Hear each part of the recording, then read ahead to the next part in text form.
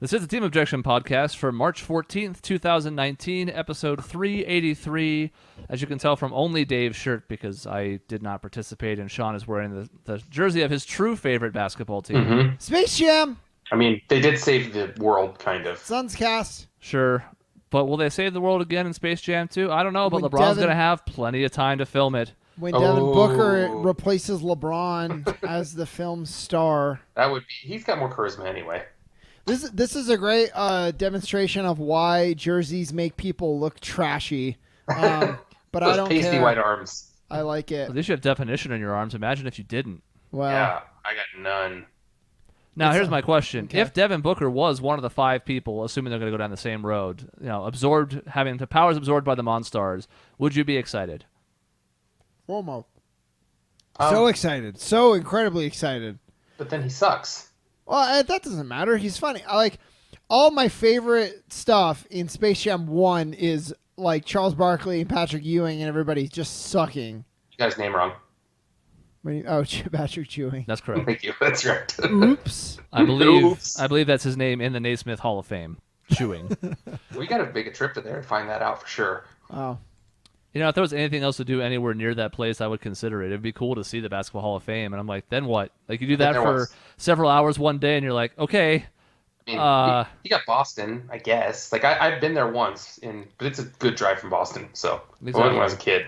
So you could say that the Suns are so bad that we're having to resort to talking about what ifs of Space Jam. But no. But not this time, folks.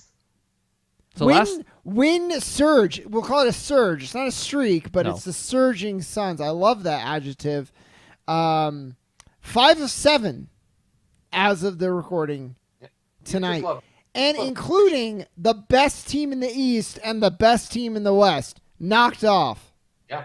Record-wise. And it wasn't like, to me, those games, the best part about those games where we beat the Bucks and the Warriors wasn't like, oh man, they were missing their 3 best players, so we beat their bench squad. It was like, we actually beat them. I mean, DeAndre Ayton guarded back-to-back games LeBron and the Greek Freak, Giannis, and did really well. Yep, we're finally seeing him turn the corner a little bit defensively, I think. And I'm not shocked. Okay, we knew coming in the defense wasn't his strongest point, but this idea that he was going to come in when guys like Rudy Gobert have struggled to really cement their defensive identity for at least a full NBA season, and then people were judging him on his merit right now, I thought was ludicrous. It's stupid. Just the idea of saying, I remember hearing whispers that Ayton was a bust about 10, 15 games into his career. And I was just like, those guys are insane. Because one, he wasn't that bad defensively. He wasn't good. I'll give you that in the beginning. He wasn't that bad. But also his efficiency offensively was... there haven't been a lot of rookies who have done what he's done on the offensive end. And now he's kind of rounding into form as an average defender, at least for now. I mean... This guy, I think, would be Rookie of the Year most years. Well, and that's, everybody's like, Luka Doncic is the clear number 1 pick. Not leading Rookie of the Year. They're saying he should have been the clear number 1 pick. ESPN drama, some guy called Stephen A. Smith an idiot for not admitting that Luka was the hands-down number 1 pick. And it's like, you would think people are going to judge number 1 pick based on more than just one season. Like, you're looking at the career, right? And in terms of that, can you say Luka will have a better career? Maybe. You can say that he's had a better rookie season. Sure. I'll fully agree with that. Yeah. But this idea, I mean, the Mavericks started out well and kind of were in the playoff hunt for a while. They've kind of fallen out of it, I'd say, since then. I don't really think they had much of a chance to make the playoffs. But he came on and was a really big flash for a lot of, and really excited a lot of people, and he's got a bright future. Just this idea that Ayton is just a garbage because Luka was very good this year is such a ludicrous thought process. I've heard that people don't even think Ayton's the best big man, which is baffling to me. Marvin Bagley had a good month. Jaren Jackson got off to a hot start. Now he has a pretty bad injury. I'm sure he's going to come back fine, but you never know with injuries to big men. So we've already anointed him maybe even a bust as far as the big man. Forget Luka, which is a whole other debate, but you're going to try and tell me those guys are better after 60 games? That's it? We're done? Put a nail in the coffin? I would rather argue that this is one of the strongest draft rookie seasons in a while, because Trae Young is playing lights out too now. Yep. Shocked me. I would not say better than Ayton, but like everybody's playing to a really high caliber, and like that's all. I think that's great. Yeah. Even Wendell Carter Jr. was really good for the Bulls so far this year. I mean, Jaren Jackson was great. He was worthy of the number 3 pick. And Trae Young, like you said, he surprised me. I thought that guy was just get swallowed alive by NBA defenses. He had a triple-double the other night. Yeah. A triple-double. It helps like 5'8". Like any NBA defenses have been neutered to the point where, even smaller, probably less adept handling Steph Curry can still find a lot of success in this league. And I don't want to sell Trae short. But at the same time, like imagine him in the 90s. Oh, yeah. He would have just been... Ron Harper's and the Mark Jacksons of the world would have just punched him, basically. They would have just hand-checked him right to the bench. They would have just kind of pushed him in the back, over to the bench. He could have sat down and then ended his career. Yeah, pretty much. But I'm taking shots, and that's fine. That's fine. So, not to read too much into 5 out of 7. I read somewhere that we're the best ever 16 and 50 whatever team. And I was like, Nope. Maybe. Is that really where we want to hang our badge of honor, even if it was true? Like, is that even a thing? Yeah, let's not go there. But at the same time, like we talked about, I don't think you just write it off as a fluke because of the quality teams that we played and because of how we're getting there. So, it's not one of our players catches on fire, goes ISO the whole game and wins it. It's ball movement. It's hard-nosed defense. It's trusting each other. Like, it's all the things I've been wanting to see. It's what I love about basketball that we're finally doing. So I guess the question to ask really on this is, what's the difference between this most recent 5 out of 6, 5 out of 7, whatever it is, versus the 4-game winning streak we had earlier in the year that we got all excited for? It feels different to me. It does. It totally does.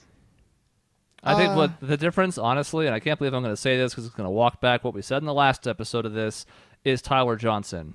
And that frightens me. Now, that's emblematic of two things. A, Tyler Johnson has been extremely efficient with the ball. One of the things that has been plaguing us all season is live ball turnovers because it feels like opponents score 30 fast break points a game against us. It's only a league worst 17, but it's awful.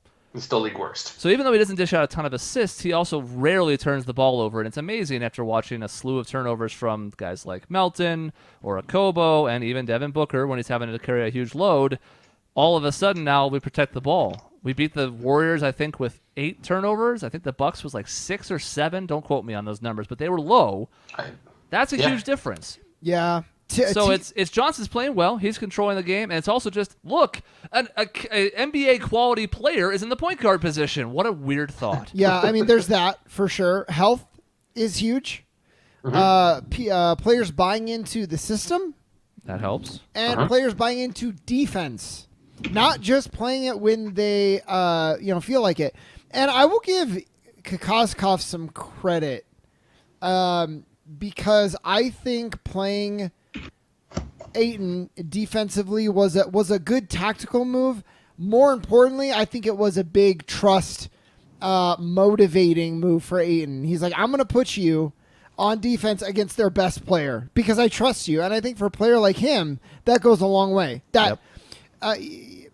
It's how I always bring a basketball metaphor into, like, when I'm in a job interview talking about leadership, and now bringing it back. It's a full circle. It's a full circle. Yeah, but it's like when you're a Bobby Knight and you're like, you better play defense or I'm gonna fucking kill you. To me, that doesn't motivate the player as much as I am trusting you to do this. And then you, as a player, you don't want to let that trust down. Like, it motivates you to want to try your hardest, and I think that's huge. Oh, and something, I know it's completely overblown, but I think Kokoskov really got the buy-in of his players overall, and I think 2 things happened. One, on a minor scale, he finally got a technical, which I think... Yeah, I heard about that. He finally got one technical, and actually we played well since that technical. Which was a terrible technical in that game, by the way. It really was. Awful. It was terrible timing of it. Of all the time, we were actually still in that game, and I'm like, now is the time of all times? But it does seem like sort of a turning point still. Yeah, and really, I think he got the buy-in from Ayton, like you said, with the trust, but he really got the buy-in from Oubre. And I think it might segue into our next thing, but Oubre has been a shining light since that trade. Definitely, when we're looking at what has gone well in this streak, he the offense to me has been a bonus. But his defensive leadership, it almost makes me a little bit disappointed in Booker, to be honest, that Oubre, this new guy who is not a star, he's not making star money, is kind of the leader in many ways on this team now. But if that's what the team wants? Booker seems to be happy and thriving, and if that's just how the roles work the best, yeah, I'm fine with it. You can be the leader, Oubre, as long as you stay. Have you seen his face? Trust me. Pretty gorgeous. He is a gorgeous man. I've told Maisie many a time. I love him. And, the Valley Boys hashtag. The Tsunami Wave or whatever it is? Tsunami Poppy. That's it, yeah. I love the Valley Boys. Mm-hmm. I love that anyone can come to Phoenix with all of our dysfunctional management and be like, I love it here. We're building something great. It makes me want to cry. Like, that's awesome. Well, I mean, juxtapose that and Ariza, literally who we traded him for. And it's like, the worst possible locker room cancer we could have had versus the best possible locker room leader we could have. This is sort of an indictment on previous years, but also a compliment to now. That was one of the best trades we've done in a long time. Oh, God, yes. It's a very good trade. And I'm looking back years, and I'm saying this is probably the best trade that we've done in a long time. I get that the Wizards were trying to kind of alleviate their cap space, but I mean, why? Yeah. I mean, it's not like they're re-signing Ariza, so it's not like they're going to get anything out of it. I think they do intend to re-sign him, but I don't think they're going to get anything out of it. I mean, great. I'm glad you can re-sign him for a little bit less than you would have signed Oubre for, I think. That's kind of the issue, is they know they have a huge problem coming with, Beal slated to make even more money, John Wall's $40 million a year contract. They had to cut somewhere. They made the wrong choice. Yeah, dude, absolutely. They're fucked with John Wall, though, right? Because he's hurt. That contract hasn't even kicked in yet. Yeah. And they're already regretting They're it. doomed. I don't know what they do. They have to rebuild. They have to trade Beal while they can for anything they can get, because he could be the centerpiece of a pretty big package. He's putting up borderline all-NBA numbers since Wall went out. Get rid of him, which seems weird because he's still pretty young, but you got to trade him while you can. And then Otto Porter is on a big deal, too, for them. So Not anymore. He's gone, too. Yeah, well, yeah, that's true. So, sorry, I forgot about that. Yeah, he's on the Bulls. Anyway, so Oubre being such a big deal has been fantastic defensively. And then also, I found out a stat that was crazy. Mikal Bridges is fourth in the NBA in steals. Yeah. Not fourth as a rookie, fourth in rookies. He's fourth in the NBA. And that's I've seen comments about get Bridges out. He's not doing anything on offense, and it's like, fan, it's not your fault. This is what the NBA has kind of groomed us to be. But come on, the impact, maybe not there offensively, although his shooting's all right. Like, I feel like he hit open threes. He'll hit open. Exactly. He's dependable. It's the defense. Yeah. And if we, for the first time in years, have an identity that is defensive, based, I think that's great. I mean, you look at our kind of our primal lineup, and it's not our full lineup, but I mean, Johnson at the point guard, okay, fine defensively. Booker has notable defensive struggles, but then you look at the rest of it. Oubre plays very well defensively. Bridges very well defensively, and Ayton's coming into form. So all of a sudden, now we got three really good defenders to kind of cover up for Booker in a way. Allow him to be even more offensive. Completely. Jackson can put together some good defense. What are his numbers lately? Minutes played. Not great. I mean, he's really kind of faltering, and I don't know if it's something where he can't respond to the pressure that has happened here, as far as just not getting the type of playing time he wanted. But I don't know. I haven't seen him with that kind of same fire that we thought he'd have. I mean, you compare him to Oubre and even Bridges, and there's a notable difference. He is clearly the worst out of those three. And Kokoshkov has been, I think on a couple occasions now, yanking him when he gets a dumb technical foul. Which I think is good because he picks up probably the dumbest on the team. But at the same time, it also has limited his minutes even further when he's already kind of fallen out of the main rotation now. I mean, he's still playing 15, 20 most games, but he's been playing 23 minutes over the last 2 weeks per game. So it's not horrible. I mean, it's not horrible. No.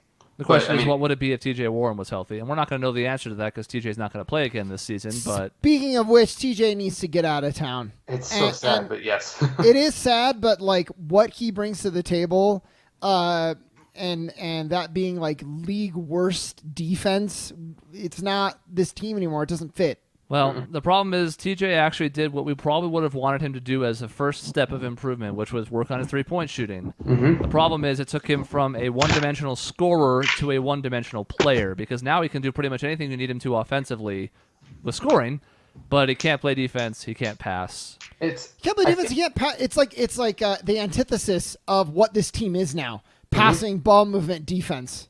It's just one of those things that I know a lot of people are not wanting to trade him because he is a good scorer. I mean, he scores 20 points a game. It's not easy to find in the NBA always, but I think it's easier to find that type of player than someone who will get a bunch of steals for you and lock down a defender.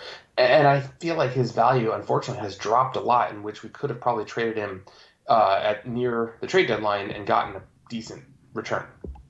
I mean, yeah. And Warren is like, he scores 20 points a game, but then it's like the other team's playing 5-on-4. It's like, it's awful. Oh yeah, it's Warren. I was reading numbers about it's specifically the Booker Warren defensive duo, and it was NBA worst, and it was not close. And you can still deploy him in ways that are useful. That's why I think he has some trade value. As fans, we always tend to overvalue our own assets and undervalue the ones from other teams. I think Warren can fit if he's willing to accept a six-man type role. If he wants to be a prime Jamal Crawford, if he wants to be a Lou Williams without quite the handle. I mean, as a team with a good defensive core, if you can bring him off the bench for 25 minutes a night and let him go nuts against bench units, I think he has value still, just not with us. A team like, Toronto would love him on there, I think. Just some pop and scoring off the bench, they'd love it. But not because he's got value on a contending team for sure. And that's unfortunate. But you know what? The reality is this. I think Kelly Oubre has been a little bit overrated. I do not want to undersell his importance. I love his impact. I love his hustle. I love his enthusiasm and his passion. He can't shoot very well. But here's the thing. If Oubre can improve his shooting a little bit, that's the weakest aspect of his game. Warren has everything else except that. He improved his three-point shooting to like 43% this year, which is awesome and good for him. But I don't know how he's going to improve in the other areas. Whereas if Oubre can work on his shot in the offseason, even if he just becomes like a league average three-point shooter, like 36%, that might be the difference. And like numbers, so the numbers I think is probably overrated, but that like all the things you mentioned, the passion, the defense, the heart, the drive, like you can't typically teach that stuff. And that's, to me, that's huge. And that's what we seem to be lacking is like we had players for so long, especially when the Morai assholes were here. It's like 5 players, they go out, they do whatever, no one cares, they shoot the ball, and it's over. They care enough to be out like idiots and get technical fouls, but they don't care enough to like try. Yeah. And it was the same with Eric Bledsoe in stretches. He wasn't as bad as them, but still. Yeah. It was the same with Gerald Green. I went to a game where the Morai were still there, and I believe Bledsoe was on the team. I think that had to have been the case. And I left, and I was like, that was like, we may have even won. And I was like, that was like the least enjoyable game I've ever watched. It was all iso ball. No one wanted to pass. No defense was played. It was horrible. I came up recently on a memory thing on one of the social medias where the three of us went to a game. I think we played the Magic or something like that, and the Morai were playing, and somebody was chanting MVP up in the top row for Markieff Morris. And it was just like, oh God. It was his mom. Dark times. Yeah. Dark times. That was horrible. Horrible. So, again, I would rather lose being competitive and with passion than win and I hate the whole team. Well, I mean, I just want to win. I mean, anyway. No, but yes, don't sell your soul, Dave. We got to win the right way. If I got a championship out of this team, I don't care if it's a team of serial killers. We'll get a championship. It's all well, it's okay if they're serial killers, but they got to play it the right way. Oh, right. You know? They got to kill people the right way. Yeah. Although there's a player who I was like, if they were on my team, I don't know if I could come around. I think I said it about Draymond. Draymond Green, yeah. I don't know, guys, but we don't need to go back down that way. I do. I just think it's interesting, and I think I read somewhere people were like, the Suns, they're so stupid. This is national outlets, and I don't blame them for not giving the worst team in the league enough attention. But they're like, oh, the Suns, they're so stupid, they can't even lose right. Because now they're winning and they're ruining their chances for the draft. And I'm like, I don't care. We're done with that.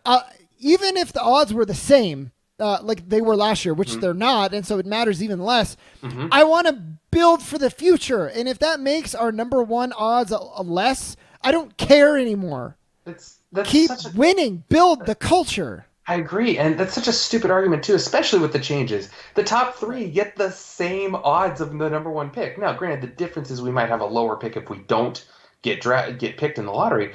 But I mean, honestly, 1, 2, 3, all 14% chance of getting Zion Williamson. After that, I mean, there's not a clear consensus number two, so who cares at that point? There's not a consensus number two, but I feel like there are.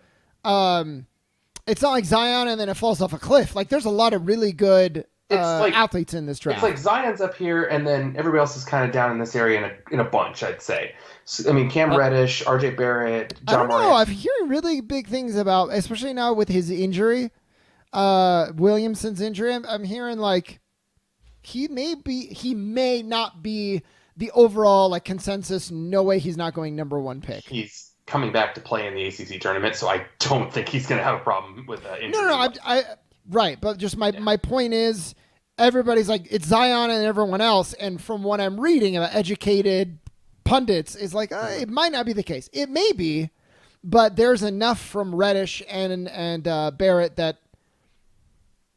Which, by the way, they're all on the same college team, which is insane. Yeah, that's not fair, but... But I mean, it's the same situation that led to Devin Booker, right? Yeah. Couldn't even start for Kentucky. Mm-hmm. Yeah. And now he's one of the best 25 players in the league, maybe. Who knows? Mm-hmm. I will say this. I think the important thing that's being lost here is not the top odds, which are still very valid. Like you mentioned, 14% for the top three. It's the cumulative effect it has on every other pick that is an incentive not to tank anymore, because even the team with the worst record is still more than a coin flip to pick fifth. Mm-hmm. Fifth. Yeah. Now, you could argue, well, that's just going to make it sixth and seventh for the second and third worst team, et cetera, and I get that. But at this point, we're talking percentage chances and number of lottery balls, and in a way that's so minuscule that you might as well just say the hell with it.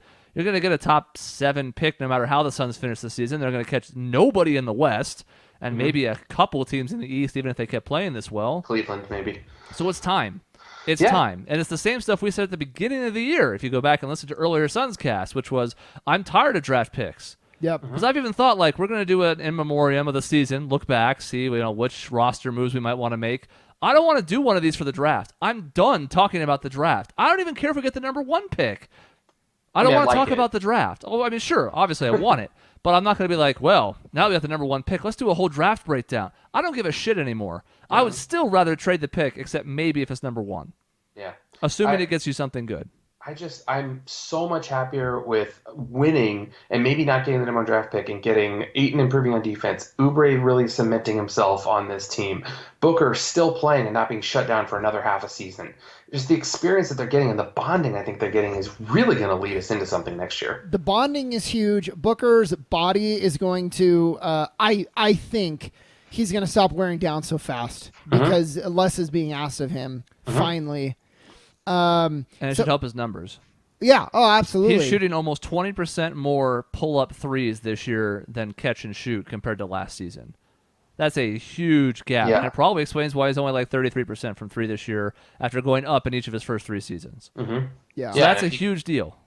Yep. If he can actually get someone to pass him the ball for catch and shoot, he'd be even more deadly. But so it helps both his efficiency and the wear and tear on his body, which to me is both very important. Mm-hmm. I mean, and so you look going into next year, and you have Ayton improving rapidly is maybe a strong word, but pretty good. He's on a good pace. On a rookie scale contract for 3 more years, albeit a really expensive one because he was the number 1 pick. But still. Booker, not going anywhere unless he forces a trade out. He hasn't indicated that at all yet. Could still get better. And could still get better. He's 22. Especially with a system and a team around him and not him being a point guard where it just doesn't fit. Not everybody can be Harden. And I wouldn't even say that was a fair comparison. Harden has a lot more talent around him. Oubre, I still am pretty optimistic. I don't think it's enough to say he's the future superstar, but I think what he brings to this core, even if he's a glue guy, ultimately, I think that's fine. And then, if we get the number 1 pick, great. If we can add Zion, great. But that's a good core. That's a good start. Yeah. It would be nice to know what we could re-sign Oubre for, because if he keeps playing like this, I'm afraid he's going to peak over that $15 million a year range, and that could be a little dangerous in that sense. It would prevent us from signing anybody, maybe like Kemba Walker, who just today said that he is very unlikely to sign with the Hornets again. And while I would love Kemba on my team, I don't think that's going to happen. So hard to blame him. Yeah, it's hard to blame for wanting to come back. I mean, the guy just put up 40 and 16 last night, and somehow they still lost. Granted, it's to the Rockets, but I mean, no, everybody was injured on his team, and he still almost willed them to victory. The guy just wants to actually win. They've done him wrong. Yeah, that's even worse than the Anthony Davis situation. They've done such a terrible job of surrounding him with talent. Yeah, and he's an excellent fan. I would love for there to be some way for us to get him. I just don't see how it could happen. I don't think so either, but I mean, who knows? Maybe this is what I'm hoping. I think the most optimistic Suns fan would be like, look, we show signs of life at the end of the season, and that helps maybe that last little bit we need to sign some kind of marquee free agent. Mm-hmm. And we're not going to get Kyrie Irving. He's a head case. I don't even know if I want him. I mean, yes, obviously I would be hard-pressed to turn down somebody that good, but we're not getting him, so it's a moot point. We're not going to get Kevin Durant. But if we could enter the equation of the second-tier guys like a Kemba Walker, I mean, Tobias Harris, maybe. I feel like Tobias Harris would be a perfect guy on this team. Because I'm like Ricky Rubio at this point. That's what I'd be happy with. Yeah, it's true. You sign Rubio, you keep Oubre, you hopefully find some other power forward, not like a starting caliber one, but somebody who's a good rotation guy to fill in that gap. And I feel like that's a playoff team. Yep. Not better than like a 7 seed maybe, but I think it's a playoff team. Well, that's what, like, with this surge, that's something to keep in mind is we've been starting like a farm scarecrow in the 4. Mm-hmm. And, like, imagine if we had a real power forward. Sorry, Bender. Like, hey, Bender starting, and he scored 5 points that game where we beat the Heat. Look, all I'm saying is there's a you can't ignore Bender starting, us surging. Correlation or causation? Yep. This is going to be a really random memory, but that 2010 that playoff run that we had, does anyone remember that we started Jason Collins every game? He played like 2 minutes and then we had someone else come in for the rest of the game. Yeah, what was that about? It was some like, this is what's been working, so we're going to keep going. But he started it like all the playoff games and then like 3 minutes and then sat. That way he could take on all the West's big men at the time, and he didn't have to worry about early fouls on somebody. He could be physical with them. He played like 3 minutes. Sure. And he got paid. He did. More money than he ever should have. Yeah, I mean, I think to me the most important thing is that you close the season strong so that you look like a destination. And so this is the road to it. I don't expect them to maintain this pace, but to me the most telling thing was not who they beat, because that's certainly important, but it was the way they did it. In both games against the Bucks and the Warriors, they were down double digits in the first half, and usually that was a recipe for a 30-point loss. And to your earlier point, Dave, about people being like, is this the best 16-51 team ever? This team has lost 32 games by double digits. It's lost 16 games by 20 points or more, so everybody can fuck right off with that noise, because absolutely not. Well, but maybe, though. Because now, when you're talking about a team and you're having this debate where you're the worst ever, we're saying whatever happened before is before. Right now, in this moment, even though we did just lose to Portland by like 30. Well, actually it was 7 but it was ostensibly 30. Yeah. As of right now, if we keep playing this well, there's gonna be a part of me. It's like, it's sad to me that like the number 8 seed limping into the playoffs, there's a chance we could be better than them. I'm not ready to go there yet. I don't know that we are right now, but if we keep playing and we keep winning, there's a chance of that, and that's gonna suck. I agree with the sentiment. I just want Suns fans to calm down. Okay, I agree with that too. Like, they've been destroying this team. They've been turning on Ayton. They've turned on Booker. They've turned on everybody. And now all of a sudden we win 5 of 7, and everybody's like, "Oh my God, you guys, this is it. This is the turning point. We're set for the offseason. We're gonna be playoff bound next year." And it's like, can we just slow down, please? Yeah, a week ago you were calling for the coach to get fired, which this may have saved his whole career. By the way, maybe. Oh, this is a head coach. Yeah. Yeah. No, he would have found a space as an assistant somewhere else if this had bombed. But as a head coach, this is probably his one and done if they finish the season that bad. Yeah. And I'm glad, this is something else I'm glad to see too, is that the players didn't check out. I know these are a bunch of young guys, and so like it's hard. I'd say it's hard almost for young guys to check out because they aren't even old enough to be in the league. They need to still cement their place in the league. But the fact that they haven't checked out on Kokoshkov, and it seems like they don't hate him. I don't get a sense that they are playing in spite of him. Almost, they're playing. Yeah, no. With him. I agree with that. And like you look at our young core, and it is a different situation. I understand that. But like if you compare it, regardless of the reasons, to LA's young core, you're like, who today would you rather have taking you forward? We had this debate earlier. Mm-hmm. I think absolutely our young core now, because we're not dysfunctional as hell. And you've added Oubre into it. And he's 23. Yeah, you've added Oubre, but like, and you just look at the attitude. And they have LeBron. They have all their own issues, and I don't even necessarily blame them for some of that. But like, you look at all of a sudden in one season, you look at the futures, and it's, as of right now, it's totally changed. Mm-hmm. And of course, their whole young core is injured, and who knows if any of them are going to be there next year. But that's a whole different story. But like mentally, is all it's the NBA. It's crazy, and there's a part of me that doesn't want to see this long season go. I think you make a lot of cases for why it should be shorter seasons, but the mental aspect of it is huge. Mm-hmm. And the fact that it's 82 game marathon, and you have to pace yourself, you have to stay mentally strong. I think that's a big part of the game. Yeah. I think you could lose some games and still be fine. I wouldn't want to lose very many, but I've seen like a 70-game proposal that I think makes some sense, because you still have like a 5-month grind of a season. Some people are like 56, and you only play each team X amount of time. And I'm like, no.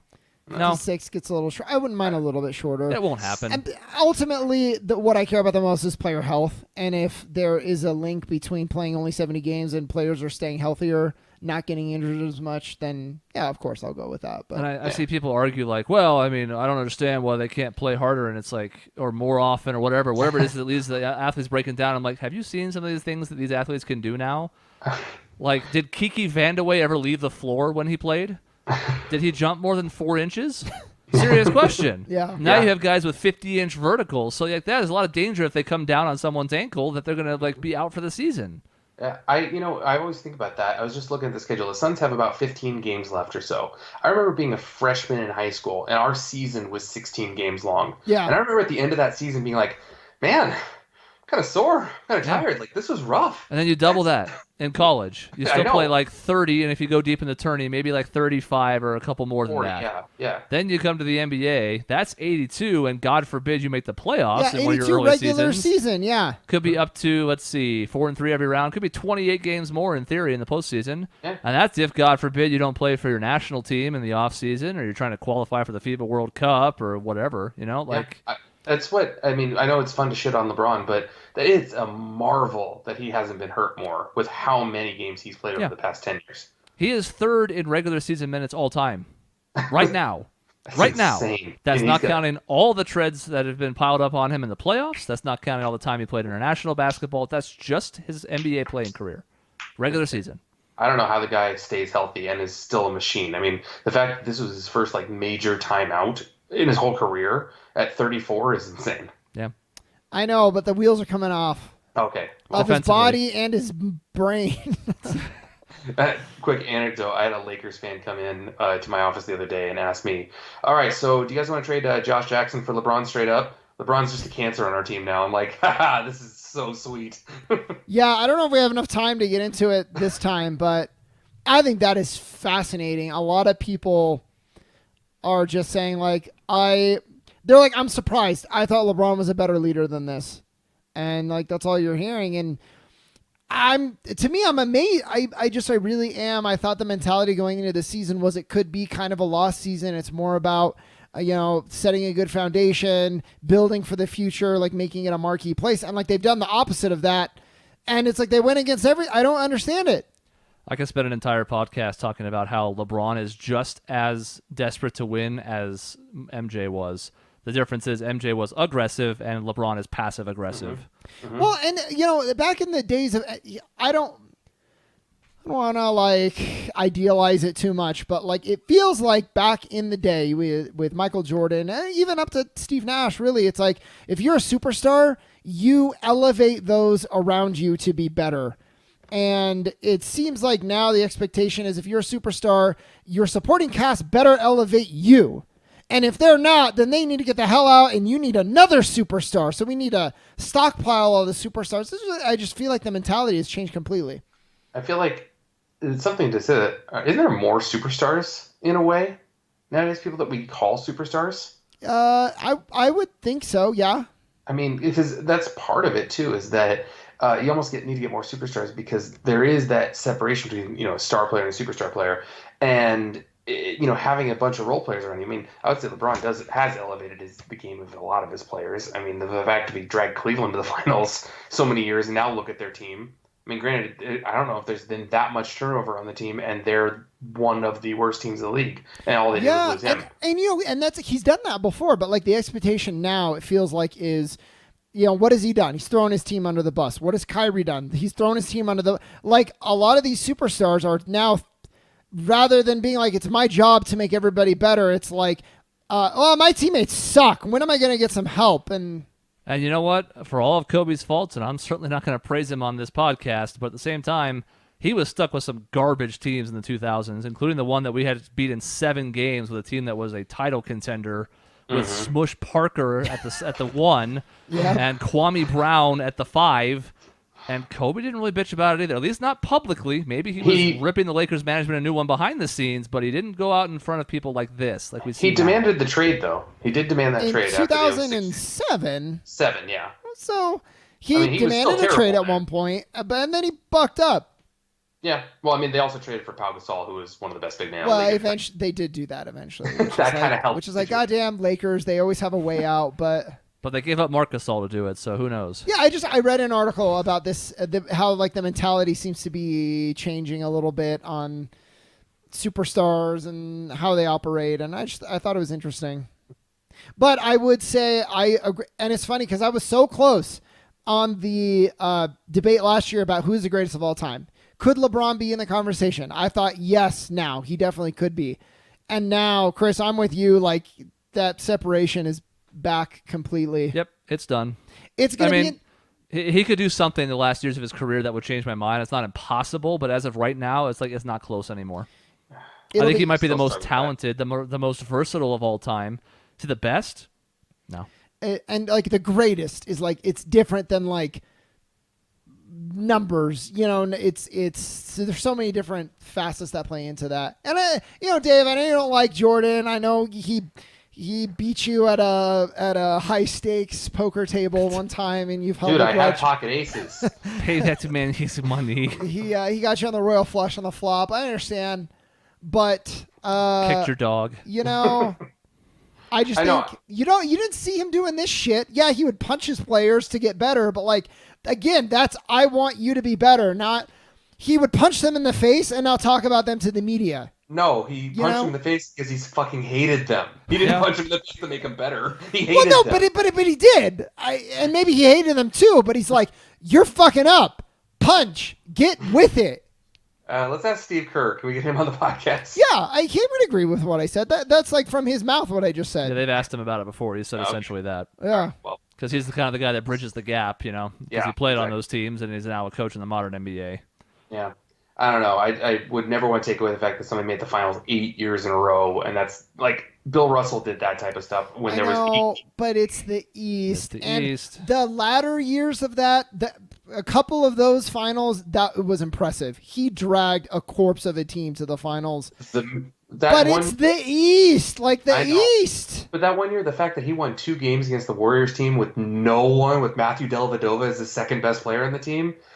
I don't know. I gained a lot of respect for the guy. I do, but at the end, did he win? One of them. Yeah, sure. I just wish there was some way you could put Michael Jordan on that Cavaliers team and see how well they do. Because I don't know, man. I don't think they get very far. I think prime Jordan does not get enough credit somehow today. I really do. That's a guy who averaged 37 a game one season. Oh, I know. The guy's incredible. Don't get me wrong. He's absolutely incredible. And probably the best ever. Now imagine against these defenses. Yeah. That dude put up 37 a game with Charles Oakley killing him every other night. Exactly. Now imagine against these defenses where you can't even hand check him. How are you going to stop him from getting to his spots? It was literally like Space Jam. He was being put into the floor, and the floor was breaking. Yeah. It was 5 bad. dudes were grabbing him, and he had to stretch out his arm to 15 feet. Yeah. I don't know. I get defensive with how much people shit on LeBron because I don't think it's as deserved as it is. Well, I was on his side until he was like, I started shitting on him when he started shitting on, Lonzo Ball. Well, my boy, Lonzo Ball. I don't know. Yeah.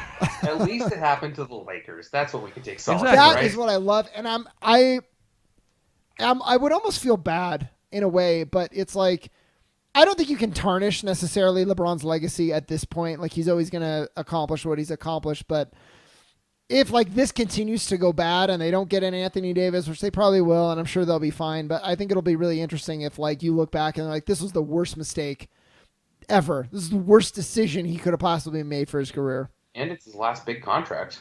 He's not going to sign a max deal at 37. No. He might get max money for a 1-year deal, but he's not going to get another 4-year. Mm-hmm. No way. Yep. I'd have huge concerns about that. I would for any team. About any player. Yeah, at 37, yeah. Yeah, the first year of the contract, you're 37. Look what happened to John Wall. He was 29 at the start of that deal. Wah, wah. Yeah, and I ripped my groin relatively it was like a year or so ago.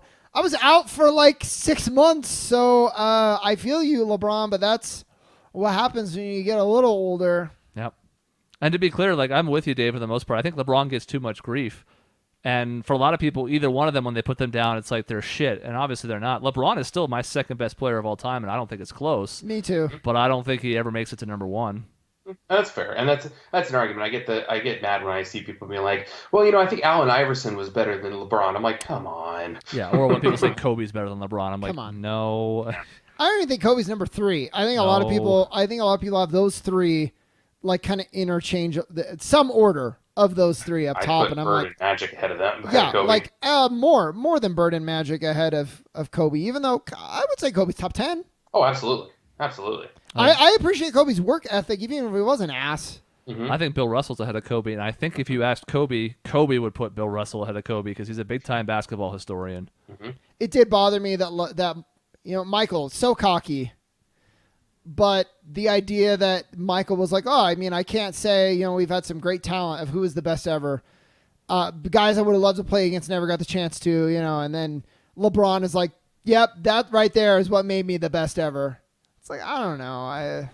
I understand you have to have confidence, flappable confidence to succeed, but to me that was a bit much. Mm-hmm. To be saying yourself, that made me the greatest player ever to play the game. Come on. We had the inevitable comparisons come up again recently. Not that you need a whole lot to stoke the fire of MJ versus LeBron, but he passed him on the all-time scoring list. Mm-hmm. And to me, I'm like, I don't even know if that's a fair comparison. I mean, it's still very noteworthy, and congrats to LeBron for it. Don't get me wrong, but Michael played a full 4 years in college. He infamously 3, yeah. Then he disappeared in the prime of his career for 2 years because he wanted to play baseball or he was gambling or both. So there's basically 5 years of additional padding that, yeah, exactly. Never forget. He had to go save the Looney Tunes. Yeah. Then he retired again for a couple of years before he came back with the Wizards stretch that nobody talks about. So, what could he have done? He certainly would have been the all-time leading scorer. Yeah.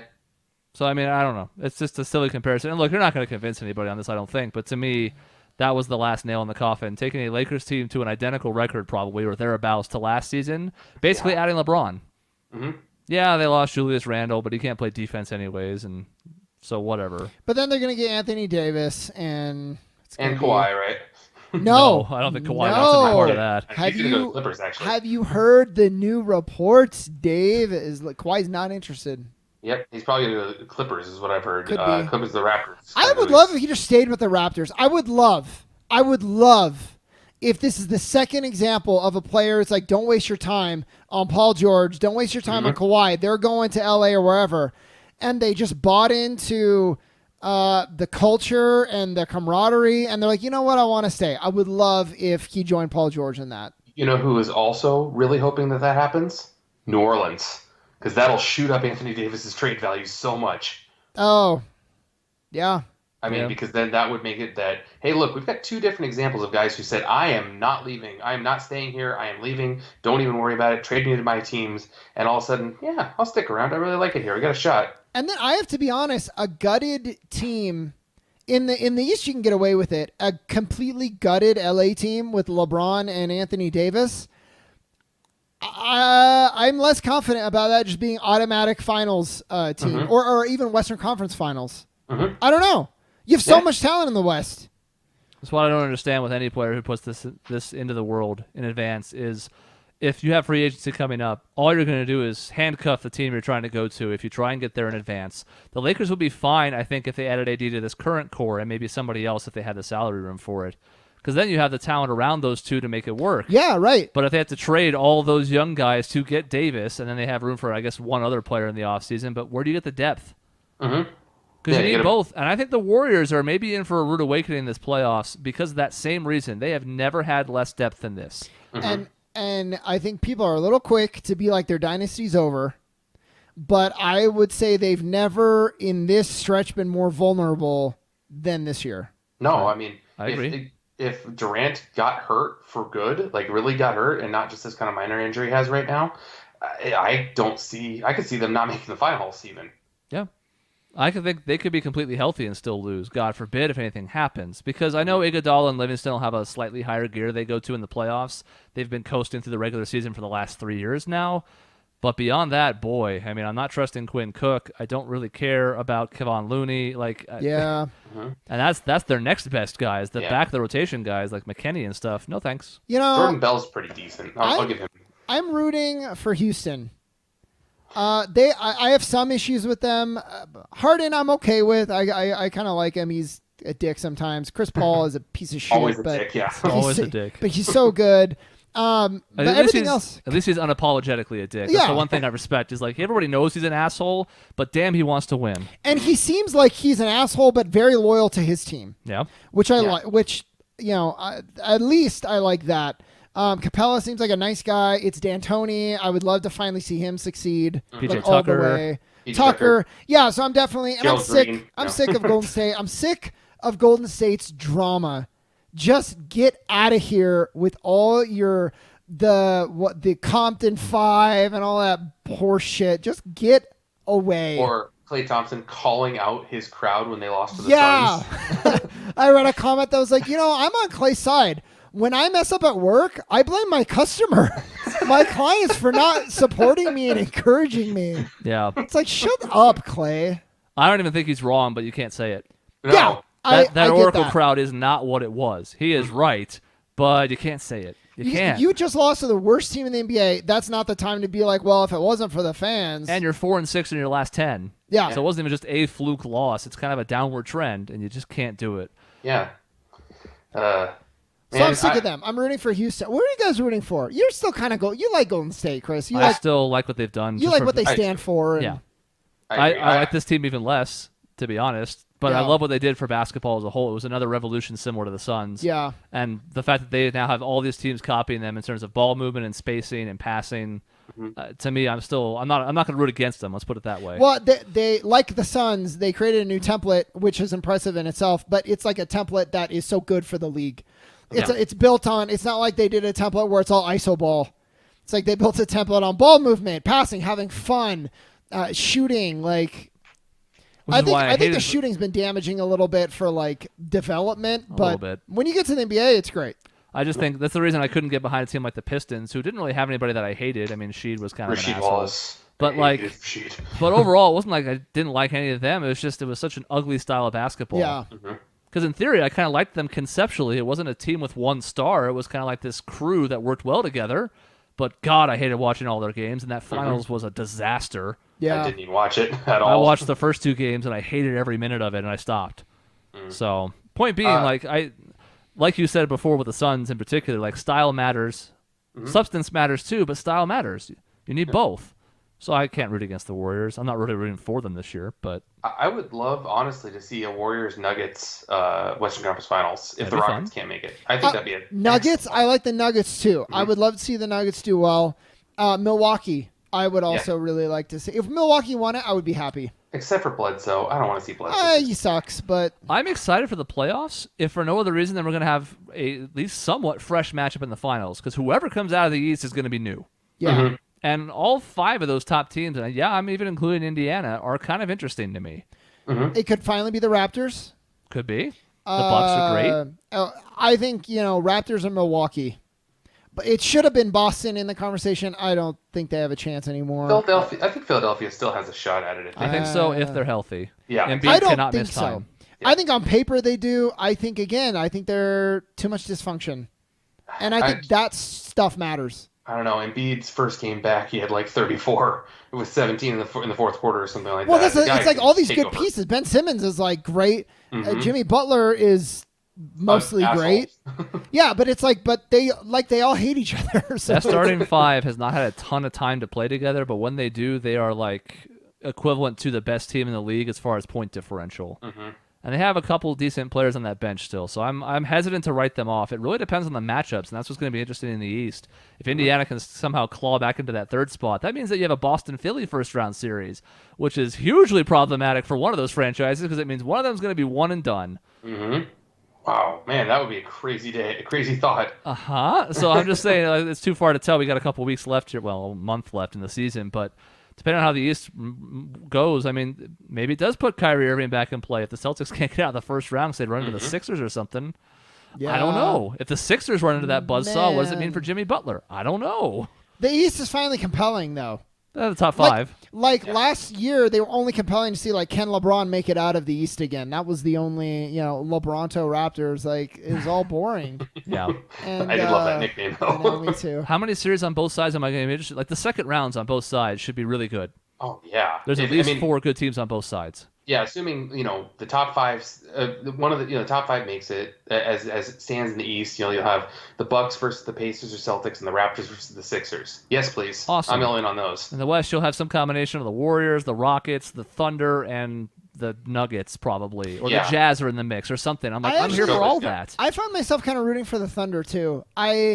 Westbrook annoys me so much, but I'm at the point where I'm like, he's such a good teammate in the sense of the off the court stuff, clearly, because that was part of what wooed Paul George. And so there's a part of me that really likes, I'm sentimental. I like that stuff. So I kind of want them to succeed as well. He's also really good at telling Jazz fans off. If you saw that most recent video. I heard about that. Yeah, I just read an article that Jazz fan got banned for life. Yes, he did. I never found out what the Jazz fan said, but it must have been bad because Westbrook said that I'll fuck you up and your wife. Yes. Well, he's basically telling Westbrook to get on his knees where he belonged, and there's some somewhat racist undertones to that. I don't know if it was meant that way. It's kind of more of a homophobic thing to me, if anything, but I don't know. Right. But anyways, it's not great. And since multiple witness accounts seem to back up Westbrook's versions of the story, that guy got banned for life, and Westbrook only got a $25,000 fine. Because let's be honest, even though he may have been completely in the right to react the way he did, once again, like the Clay thing, you can't do it. Yeah. You can't. Yeah. It's completely fair that he lost his cool in the situation. I understand it, but you can't do it. Yeah, I mean, that's a whole other debate of, just because you buy a ticket doesn't give you the right to treat these people like animals, and yell at them. And they're still human beings. Treat them as such. Guess what that does? It goes right back to the racist undertones because zoo animals and black people and primarily black league. Oh, no. I just can't. I can't understand how anyone would ever think that, I bought a ticket, I deserve to treat these people not like people. You want to criticize their game and boo them for their game? That's your job. I'm paying you to watch you do your job. Yes, I will criticize your game all day, but not you as a person. Yeah. Like the last game that we went to, I think the last game we went to was when Kenneth Faried was in town with the Nuggets, and he was flopping all over the court, and I was yelling stuff at him all game. But if I met him afterwards, I wouldn't say those things. And I'm not only saying that because he would beat the ever-loving shit out of me, but also because, I only care about it during the game. After the game, unless somebody's actually an asshole because they hit their wife or something, I don't care. Yeah. Kenneth Faried could fight me with one hand literally tied behind his back. Maybe both. And kick the shit out of me. I think he could kick the shit out of you with his hair. Just his hair.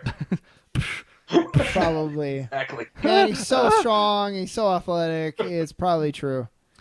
All it would take is one time of you calling him Ronaldo Balkman, and he's going to be all up on you.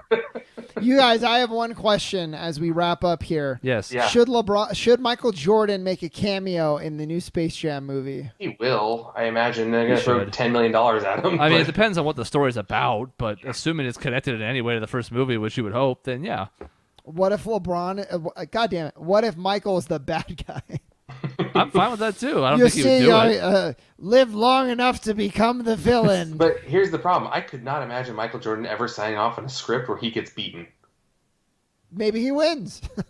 Great, that guy wins. Maybe it's like Rocky 3. Yeah. And I don't know how they both shoot a jumper at the same time, but something that makes us question the result. Or maybe he's like the old veteran. LeBron's going to dunk and Michael's coming to meet him, and they freeze frame before the climax, and so you don't know if he dunks it or if Michael blocks it. Or it's an explosion. That too. That's fine too, but either way, they play the music from the first movie. The everybody get up right then. That's how you end the second one. And for 5 straight minutes. Yeah, it's almost the whole credits for sure. Yeah. And there's a scene after the credits with Charles Barkley. Yeah. Hey folks, we had a lot of fun here today. I think we've written Space Jam too. I don't know why we probably should have spent a whole episode doing that, but that's okay. Hollywood. Yeah. Well, that's Suns cast. Notice we're trying our best not to be super optimistic because the last time the Suns won 3 straight, we had a Suns cast, and I bet if we went back and listened to that stuff, it would probably not be the best. We'd hear things like turning a corner, over the hump. Hey, we might have a real shot this season. Yeah, all looking bad. Signs are looking up. No, they weren't. Look, I'll just close my thought out with, we had fun. Like, this is actually fun to watch. Yeah. I'm happy for that. I mean, I've slogged through a lot of awful Suns basketball the last few years, more than either of you have combined, because I'm stupid and it's something to put on in the background when I'm at work. Yep. I try to watch sometimes, and family stuff gets in the way, and overall just, they're terrible gets in the way, but It's a revelation, though, let me tell you. And I'm not trying to be like, oh, I'm a better fan. I just mean, like, I've watched so much crap that it's like, oh my God, this is what basketball can be like. Yeah. I had almost forgotten. Yep. All right, that's Suns cast. We'll probably chime in again in about a month or so at the end of the season. Maybe do some kind of hybrid, like, Suns wrap-up playoff preview or something. I don't know. We'll see as we get closer. But that's it for the show. In between episodes, you can find us at ObjectionNetwork.com, at Team Objection on social media. That's Facebook and Twitter. At YouTube.com/Objection Network for new videos 7 days a week, including our D&D series. And finally, send emails to us. Talk us about, like, if MJ or LeBron's better to ObjectionNetwork@gmail.com. See you next time.